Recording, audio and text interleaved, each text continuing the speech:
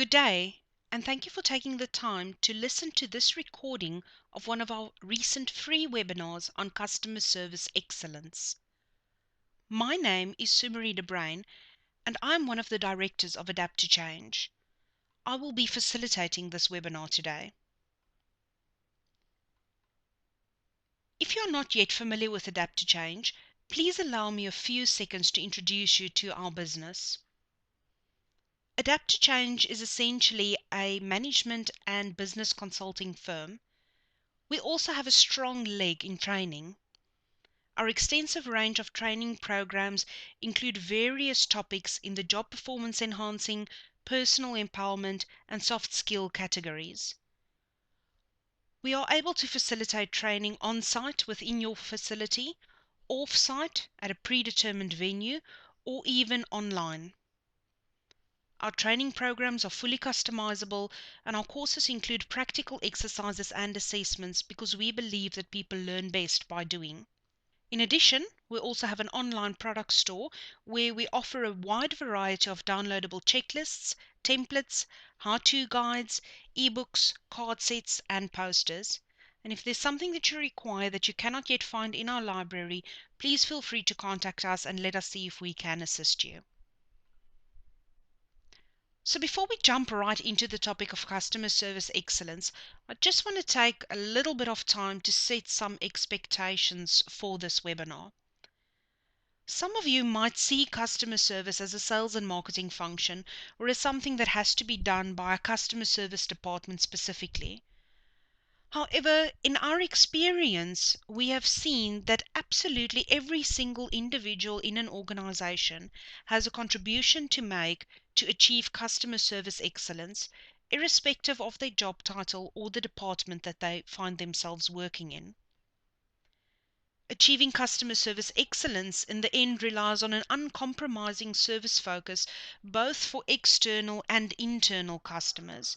Because if I service my internal customers well, they are able to better serve my external customers.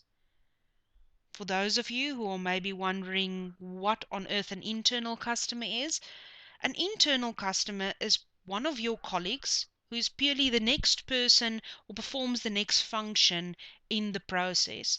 So those are people who you are submitting reports to. Those are the people who utilize information that you impact via the system. That could even be the next person in a production process. So in the end, it is very critical that each and every individual in an organization has a very high level of service focus to every next person in their chain. This ultimately will enable your business to provide customer service excellence in the marketplace. This team effort could really be your competitive advantage. So during this webinar, we are basically going to focus on 4 things. Number 1, why excellent customer service is critical to your business survival. Number 2, understanding your customers and what it is that they really need and require from you. Number 3, we will try and help you get started in defining your formula for customer service success. And number 4, we will highlight some opportunities for improvement and hopefully get you started on your journey of continuous improvement. So without any further ado, let's get started. Now, in preparation for this webinar and a number of the interventions that we have done at clients' premises, we have gone through heaps and heaps of research in the marketplace. And from this research, we are really highlighting 6 very, very critical statistics that should leave no doubt in anybody's mind how critical customer service excellence really is in today's marketplace. So number 1, research has found that 86% of consumers quit doing business with a company because of a bad experience. Not multiple repeating bad experiences, a bad experience. And you will note that this has significantly increased from the 59% at which it was just about 4 years ago. Now, this really reiterates that we are currently in the customer service age. Number two, the number one reason for customer attrition is dissatisfaction with customer service. Not pricing, not quality, not lead time, not reliability, purely customer service. A dissatisfied consumer can cause an incredible amount of bad publicity for your business and your brand name. And this is only getting worse with the increasing use of social media. At present, we find that a dissatisfied consumer will tell between 9 and 15 people about their negative experience, and approximately 13% of dissatisfied consumers will tell even more than 20 people.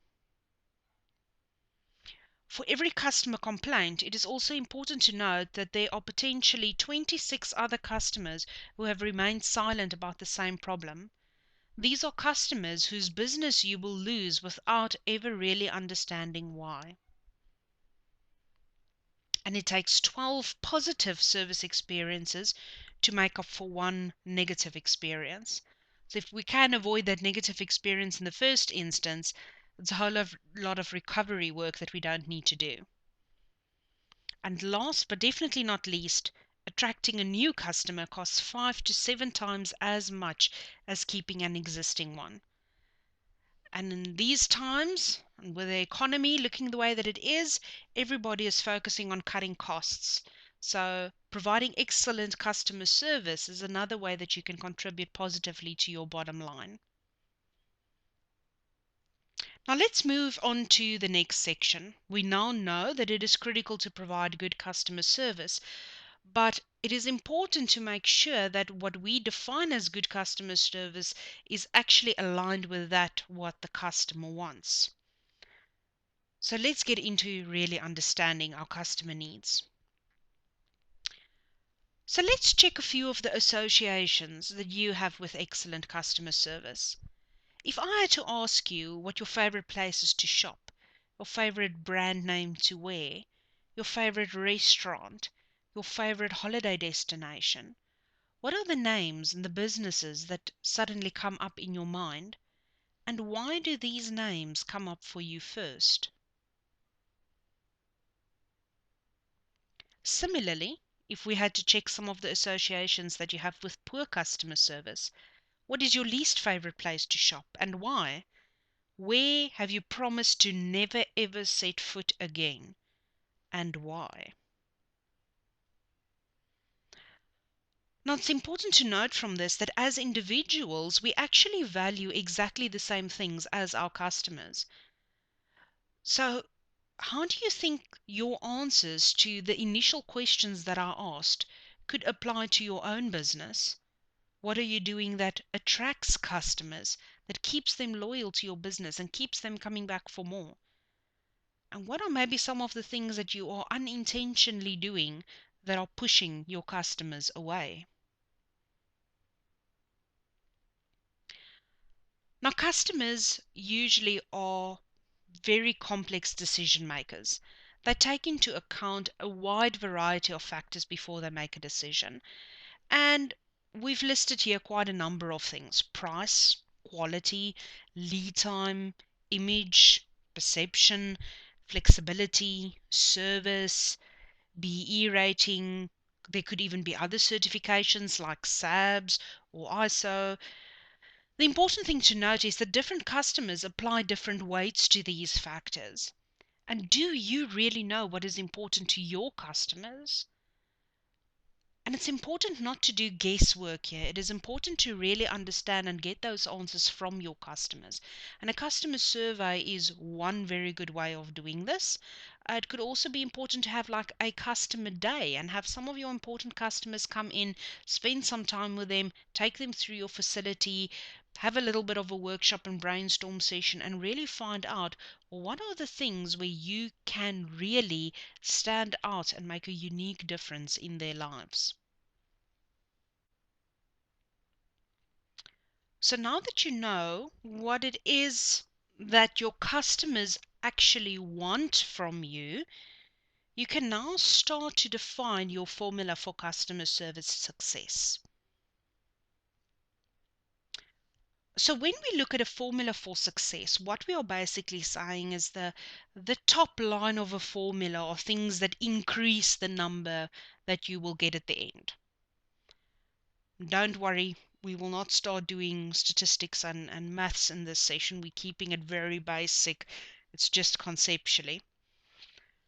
So if you had to make a list of all of the contributing factors that increase your success, and then you look at each and every single one of those and you ask yourself how you can maintain or improve on these, and where are you maybe slipping on any of these. And this can be a very valuable exercise to do with the entire team around the table.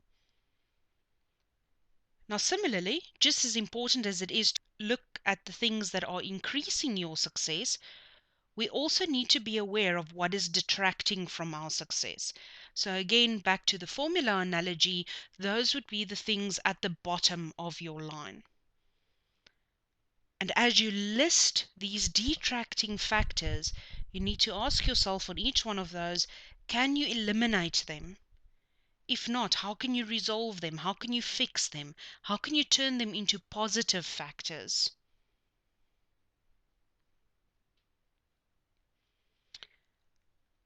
So, in order to really build that success formula, there are some fundamentals that you need to keep in mind as you ask yourself, how can I increase my success? How can I prevent things that are detracting from my success? So, here are some of the fundamentals, some of the foundation items to consider as you are putting your formula together. Number one is simplicity. Stick to the basics and keep it simple. Focus on what is really important. Number two, transparency. Be transparent about costs and delivery commitments. Even if your customer doesn't end up liking what they hear, at least it will build on your reliability, that they can trust that what you've said to them will be what really transpires. And it comes back to the old saying of rather under-promise and over-deliver than over-promise and under-deliver. Number three, be accessible. Be where your customers are, or be easily accessible via various communication channels. Make sure that the contact information that they find for you on the web is accurate, that the contact information that is still appearing on the branding of your vehicles are accurate, that people can easily see what is written there so that they don't make mistakes and get frustrated in the end when they are trying to contact you, that the telephone is answered promptly, that emails are responded to. Number four, make every single experience count. Remember that every single time that you interface with a customer in whichever manner, it can either build or destroy your image and credibility in their minds.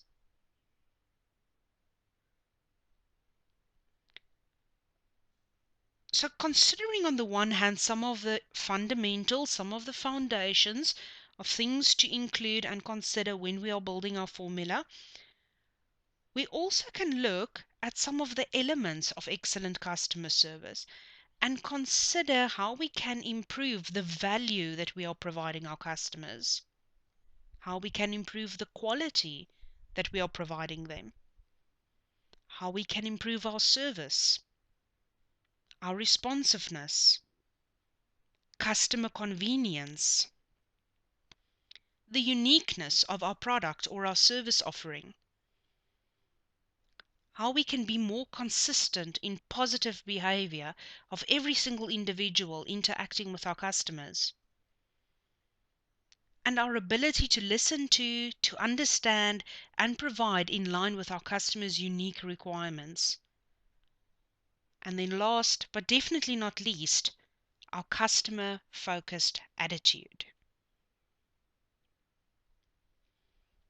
In the end, when you start looking at all of these things, the fundamentals, the elements, the things that you believe that you can do to increase your success or prevent detracting from your success, The question in the end can be summarized as follows: how easy, effortless, hassle-free, affordable, efficient, fast, wonderful, and I can add many more adjectives here, is it for your customers to do business with you?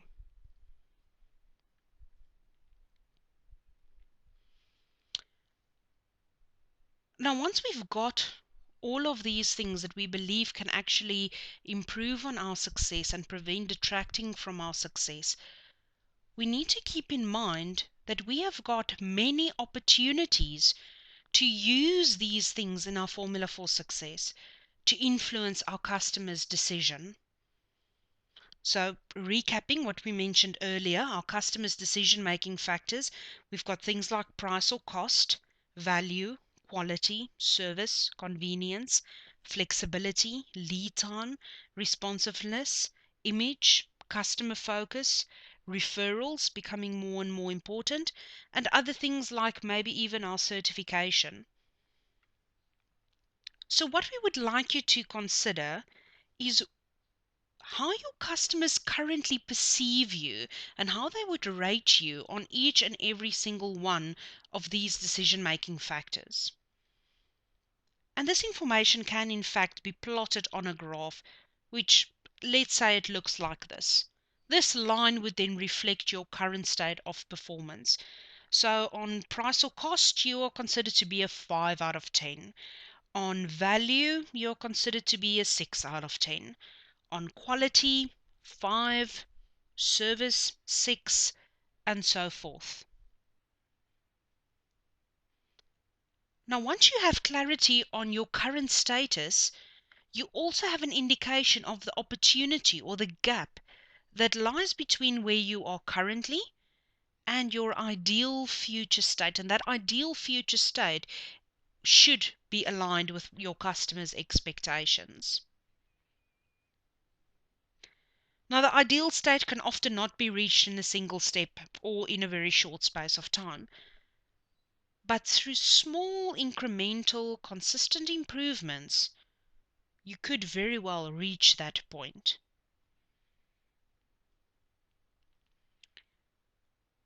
What we suggest is instead of trying to do it everything at once, we suggest that you prioritize the most important decision making factors and assess how you can improve on each and every single one of these through a continuous focus, so that your small incremental improvements over a period of time can sustainably move your graph upwards towards the ideal future state.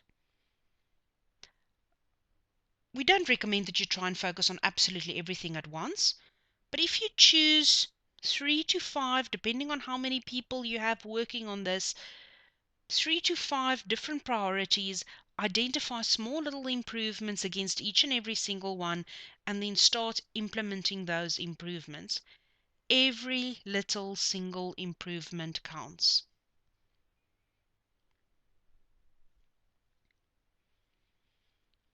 So, I've already opened up the door a little bit, going into improvement opportunities and continuous improvement. This is a topic that we are really very passionate about. And let's get you started on maybe some of the things that you can consider when you start to define your action plans.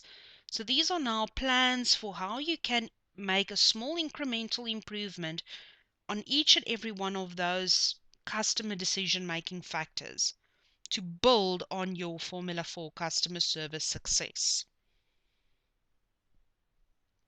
So, number one, when you are doing this, try to think like your customers. What would they really enjoy? What would they really want? Consider some of the things that they have been asking you for about what is possible, whether you do have this product in green, whether they can get something in 2 weeks instead of 2 months. Exceed your customers' expectations. How can you really delight them with what they are asking you, not just meet the expectations? How can you deliver what you promise and a bit more? And this also speaks to reliability and consistency of performance. Give your customers what they actually want, not what you think it is that they want. And this is where actually getting that interaction and that feedback from your customers are so critical. Listen to your customers and make sure that you react on what they tell you. Always take decisive action. Do not procrastinate on these opportunities. If we don't take action, we lose that time. And we often find that people want to wait for this perfect solution that's going to make their product 100 Rand cheaper. If you start to focus on how you can make it 1 Rand cheaper and 2 Rand cheaper, all of those little things add up in the end, and it will help you to get to the 100 Rand faster. Don't end up making excuses. Do it right the first time. This is a very, very important quality principle, and it goes for everything. Every report, every product, every service, every communication, every advert. Make sure that you do it right the first time. If you don't have the time to do it right the first time, where are you going to find the time to do it over?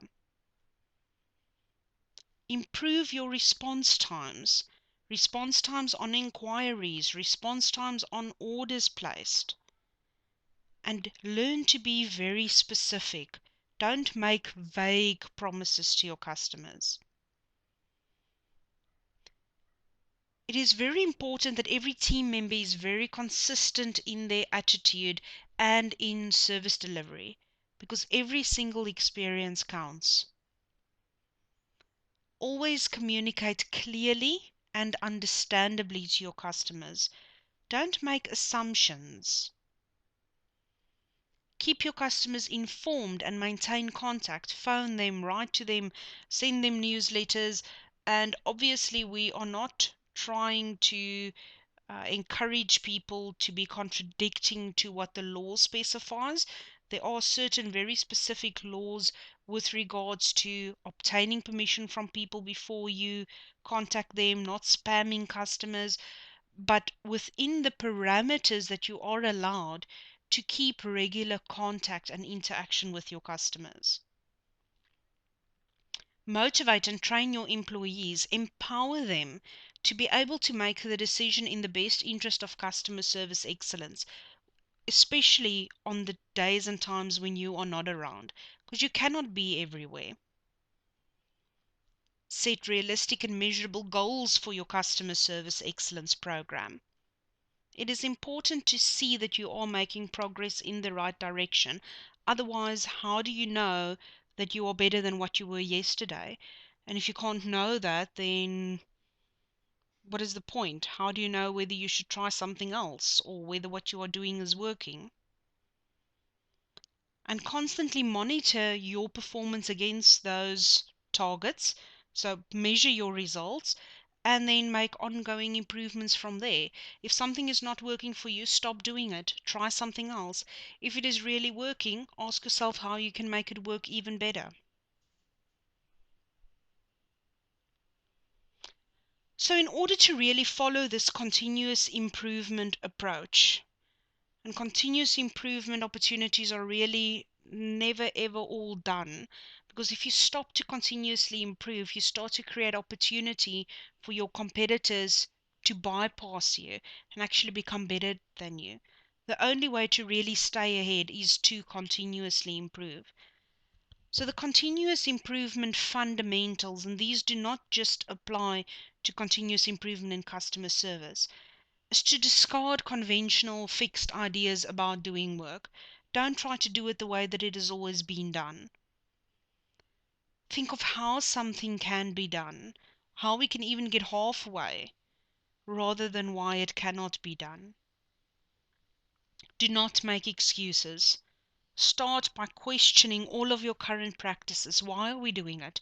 Why are we doing it this way? Is it still necessary to do this?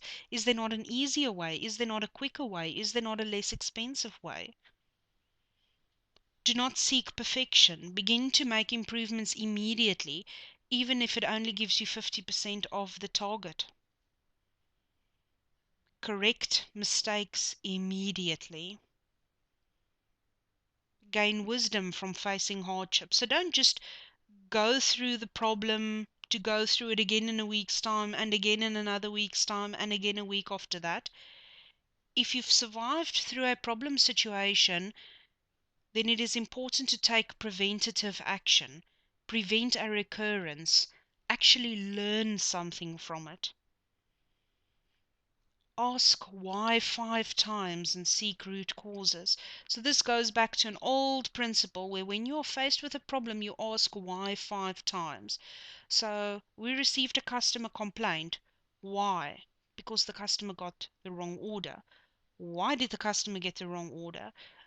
Because we accidentally switched their order with that of company B. Well, why did that happen? Well, our normal dispatch clerk was off sick and we had a temp in there who didn't understand the process. Well, why did that happen? We didn't take the time to train her properly because the trainer had the flu. Well, why did we allow that to happen? Or why don't we have a backup plan? Why don't we have a written instruction? So the more you ask why, the better your chance to actually get to the root cause of the problem. The root cause was not the temp. You wouldn't have fixed and prevented the problem by rushing off to the temp and going to scream at that person for making a mistake. The root cause was that the system, the process, failed to train that individual correctly. It failed to pick up the mistake before it went out to the customer, and that is a fantastic opportunity to improve something in your processes. Involve many people. Do not try to do it all yourself. We've already said you cannot be everywhere all of the time. Get all of your people involved. The more people you have there, the better your chance that something is not ending up in your blind spot. And remember that the opportunities for continuous improvement is infinite. So you will never be done with continuous improvement. There will always be a new thing to try, a new improvement to make, additional refinement to stay ahead of your competitors. So let's wrap up and review a few of the things that we have mentioned during this webinar. Customer service, it really is your responsibility, and it is really the responsibility of every single individual in your team. It is important to get an understanding of your customers' requirements and their expectations. You also need to define your company's ultimate customer service picture. So taking into consideration what the customers want and where you want to place yourself in which niche market, what brands you want to be associated with, you then need to start reconciling between this picture that you have ultimately for your business and what it is that your customers want, and then how you can move from where you are currently closer to that ideal picture. And then you need to start taking action to just be 1% better today than what you were yesterday. Just do one little thing better. And if you can get your entire team in that mindset to just every single day do one little tiny percent better than what they did before, you will really start to reap the benefits of continuous improvement. Involve everybody. This must be a team effort. Measure progress against goals. It is very important to measure so that you can see whether you are on the right track or not. And have fun with it. Remember that the solution lies in growing a service culture that encourages every single one of your employees to take ownership for driving improvements, innovations, and cost savings. This service culture is created by developing the skill set of employees to be responsive and attentive to unique customer service needs. Develop a customer service excellence culture of action. And when we talk about culture, the C stands for a can-do attitude. The U is for uncompromising focus on excellence. L, create a lasting impression on every single customer that interacts with your business. T, it really takes teamwork internally to provide great external customer service. U, understanding the customer's requirements. You have to provide what it is that they want and that they are willing to pay for. R, be responsive. And E, an empowered workforce. So if you need help to develop this customer service excellence culture, we do have an online training course. We also do this in workshop format, and then we obviously can also do it on site where we work directly with your team and actually help them roll out the entire process with all of the projects internally to help you gain the maximum benefit and actually get you going on this continuous improvement journey. So when we take a look at a typical program like this, there's basically 7 categories that we move through. Number 1, why excellent customer service is critical to your survival, where we expand on some of the research that we discussed during the webinar today. Then we do an in-depth SWOT analysis, but from a customer perspective, to really understand your customer and where you are today in your customer service journey. Then we assist you to build your customer service toolbox. So to really enable individuals to provide excellent customer service. Then we also take a look at your company values and how those values actually apply and help you to provide excellent customer service. We then go on with an in-depth review of the entire existing customer interface structure to identify various opportunities for improvement. And then we start to measure customer service successes and create a visual workplace, a visual way of monitoring these improvements. And then turning customer service challenges into continuous improvement opportunities. So if this is of interest to you, please do not hesitate to make contact with us. In addition, if you enjoyed this information and you would like to learn a little bit more about us, some of our services, and how we can potentially support you, we share a huge amount of free information through our monthly newsletter, the HSC News Flash. You can subscribe to that on our website. We are also on various social media platforms, so you will find us on Facebook, on LinkedIn, and on Twitter. And then, of course, on our website, you will find that and any other information that you might require from us, also how to contact us and our online product store. So, I thank you very much for your time, and I really hope that you gained some valuable insight into customer service. And I am quite confident that if you go and apply these techniques to your current business environment, you will find amazing opportunities for improvements that will really help you to take your business to a whole new level. The most important thing is that knowledge not applied is wasted. The fact that you have listened to this webinar, you've already invested this time, do not let it go to waste. Already start taking action now.